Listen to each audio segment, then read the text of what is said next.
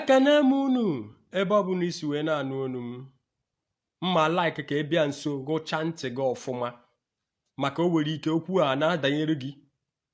O nwere ike ọ bụ na ewe ebe isi eri mperi, o nwere ike ọ bụ na iso na ndị nna agwa okwu a, mana ndị njimba ka ha bịa tata bụ maka Ezugo Global TV. Anyị chọrọ m ịma onye ziri gị ọrụ anyị na-arụ, ọrụ ọjọọ anyị pụta na-arụ. everyday kpụ jee paak n'ọnụ ị na-akọ maka jee paak, mana enweghị any good thing to write home about ebe ị nọ. Kedu onye zigide ọrụ ị na-arụ iwe ekwete jewe? Asị gị gaa gbuo onye amụma Chineke tere mmanụ ikwete. Asị gị bịa blackmail onye amụma Chineke tere mmanụ ikwete.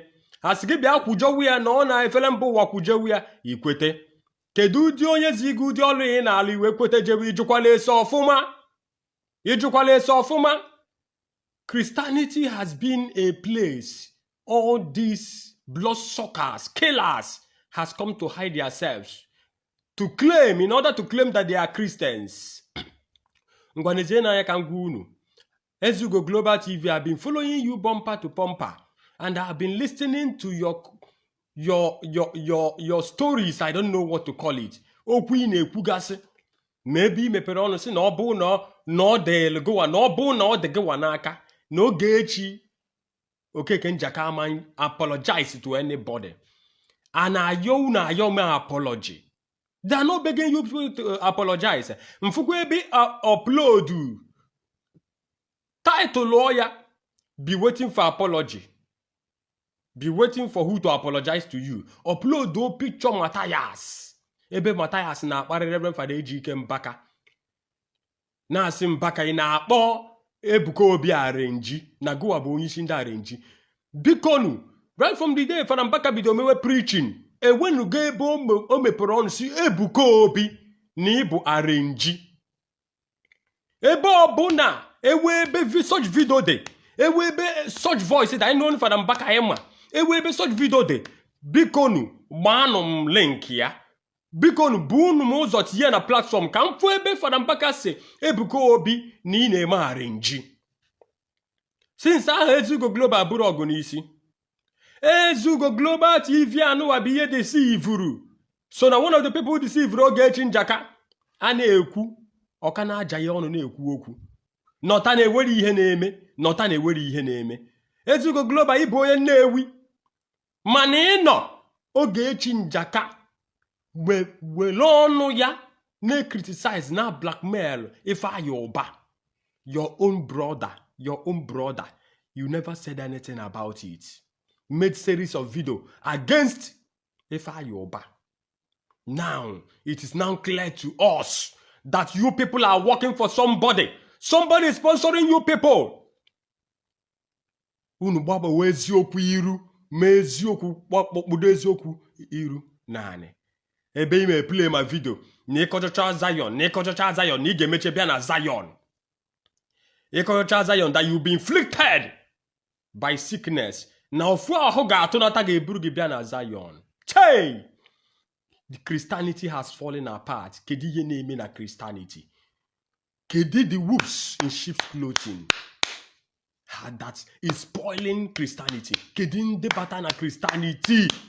Where are Matthias Ezak in Christianity? There are different types of Matthiases in Christianity. What is happening in Christendom today? Using clothes, garment of Christianity to cover their evil deeds. Na onye ọbụla kwu maka Zion, onye ọbụla kajọ Zion will be inflicted by sickness. And I have had Evangelist Ebuka Obi said that one certain time ago. Or say that na onye ọbụla ji ya kwuo okwu na Facebook. Formerly, it was legal team. It was legal team. Oh, this guy went and prepared a legal team, sponsoring the legal team. Jao the Ijele is in prison yard, in prison custody today because of legal team of 18. Ijele emere half of ihe Ogechi Njaka mere. Gbomi ya Ijele me Ogechi na-eme fọrọ. Ezugo Global TV. Ewe ihe nchọrọ ịgwa gị. Ịma nnukwu ọgụ Father Mbaka. Onye a na-ezi gị na-achị na gị n'iyi now ezinụlọ gị n'iyi, na family gị, na next generation gị n'iyi, because ọgụ ị na-akwado aka dị n'ọgụ ahụ ị mara ebe o si abịa. Ọkwa ifuru ọgụ ị na-akwado aka na dị n'ọgụ ahụ ị mara ebe o si abịa. If you want to die for Zion, you can die for Zion for all I care. But let me tell you today, if truly in ani Igbo na-eweru ndị ichie ndị nna nna anyị ha na-asọ nsọ ihe, na-asọ nsọ, anyị wechara odeitis na-asọ nsọ alụ, and we can never supersede it. I am mgbanarị. It must come as a karma, like a karma. One day, the son of vengeance will arise, that nobody, none of you people that are hosting this havoc, hosting this catastrophe in the name of Christianity, nunu na-agbachite Chukwu Ebuka Obi, nunu na-agbachite Ebuka Obi, in the name of Christianity, you people are now inflicting sicknesses on people, praying that people will fall sick, they will come to Zion. Gwanu bikonu, ebe ewego clear video or clear proof na Ebuka Obi na-agwọ ndị ọya.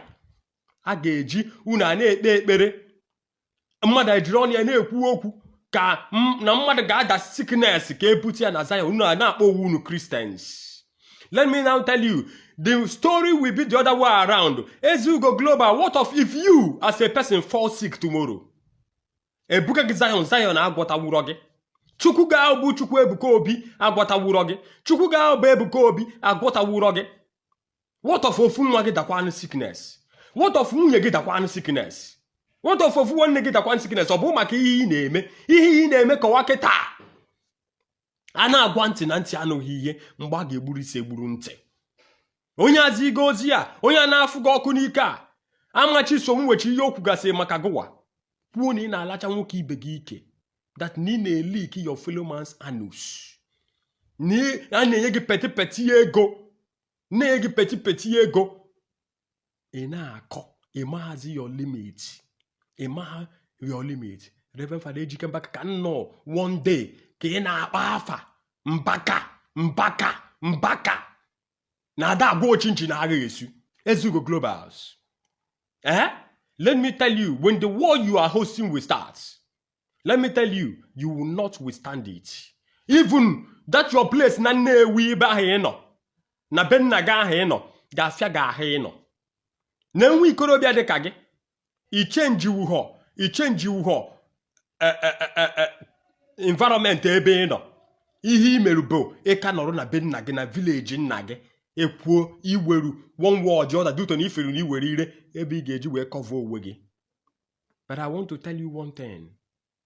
Wepụ aka gị. As it stands now, ọ bụrụ na Fada Mbaka ewe legal team, o wee legal team full of sons and judges, but he has never apprehended anybody even for one day. Let me tell you, even in this type of condition, you as a person are still adding salt into injury. Beware of your character assassination, because Fada Mbaka is still speaking on the karma. Whoever that is sending you will destroy you and destroy your generation. Whoever that is sending you will be destroyed, and this generation will also be destroyed. But I want to put this as a sound of warning. I saw in the comment section, you people are free. Fada Mbaka made it clear that he has no hands. That karma is fighting Ogechi Njaka. Fada Mbaka have said, they have come out to debunk allegations of Ogechi Njaka on in No Day program, saying that he knows nothing about what Ogechi Njaka is saying concerning the allegation. And when the best time we see the man debunk keta akapatara Ogechi. Ogechi earlier said that na Fada Mbaka go ndi dibia 3 or 4 ka ha je na ngwa ọkpa ala je nie ọgwụ. Na Fada Mbaka meru nke a no owogo as no rape one 12-year-old girl. Fada Mbaka je mumu eba. One day Ogechi Mbaka is speaking, our cousin brother, yeah, is begging for apology, apologizing. You go global now, brother. One Ogechi, and what do you was again Ogechi much because of you. Una eriwa gono edugunu ni yalo edulunu ni yalo sunu mebalo. That is why he gave you a Kobe, even Mark Zuckerberg, Ndocha, is condemning the actions of Ogechi Mbaka. Go to Wikuku page. Go there, you will see it.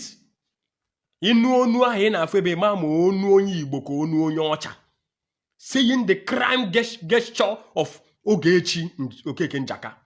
Saying the saga attitude, yeah. Internet bullying, up to 1.4 million followers. Nobody could stand out to come and defend her. Everybody's running. Everybody's running, and you people are still going on that platform, making videos, posting on that platform in order for what to happen. If out of 1.4 million followers, nobody can come and stand out for Ogechi, don't you know there's fire on the mountain? How many lawyers, how many sons, Ketana offered them back and a fool, now request that they want to handle the case of Ogechi. They should give it to them to handle it free of charge. That Father Mbaka should not pay a dime. That woman needs to rot in jail. And you people are here adding more salt into injury. Ezugo Global TV, kedi ye kago obi. Kedi power ode kachukwu Ebuka Obi eweru. Okwa ometo odewele ka unu na-eme ihe a. Ọkwa omume a ka ndị gboo mewere eji wee chọwa Christianity. A na-emechi ntị obi aka fụọ mmadụ n'azụ. Mmadụ a na-eme na-ewere ihe ga-eme na-ewere emechi owe ihe mee. After this generation now, ewere ike if you are unfortunate enough obido n'ebe ị nọ gowa count. Generation to come asọfawa ihe imekọwa atọgbara ha. Iche azụ ụmụ gị anụwazie ya na ụmụ gị anụwazie ọgụ to start calling for prayers for confidence breaking. Ndị ekpere bịachafa abịa. Amama na-ekọs elere.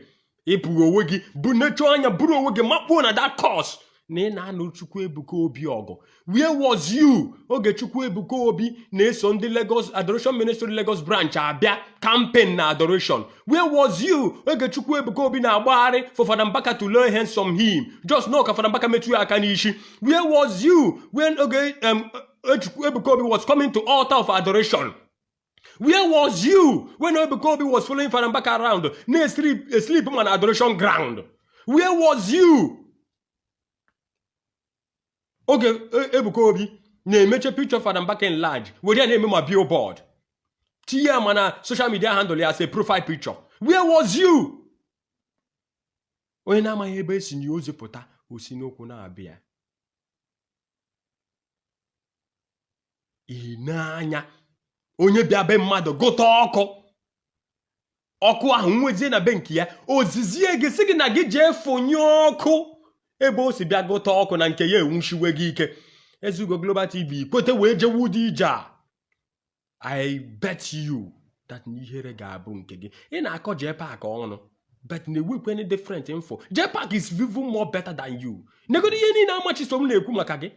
Otu isi aracha nwoke ibe ka ike, otu isi gị penny n'afọ ịpụ je na analyze video amachisom we finish gị. I am sorry and I'm so disappointed. I am sorry for you because let me tell you, the wind that is blowing, if you have a spiritual eye, you should know that the wind that is blowing, there's no amount of anointing that will hold it, because we are serving and we are worshiping one God. There is no God of injustice. If only there is God of injustice, you people emete nsọkpụta owu usema ndị ọzọ. Ewero Chukwu injustice. There is one God, God of all canonical biblical nature, God of all prophetical nature, God you cannot cheat. This is the same God. This is the same God. Let me tell you people, if truly there is God that created the heavens and the earth, the God that was there in the beginning, The God that says, let there be light, and there was light. Chukwubido kewe n'igwe kewe ụwa. Let me tell you, if there is God, you people will reap from the crime you people has committed. Watch the way it will end up.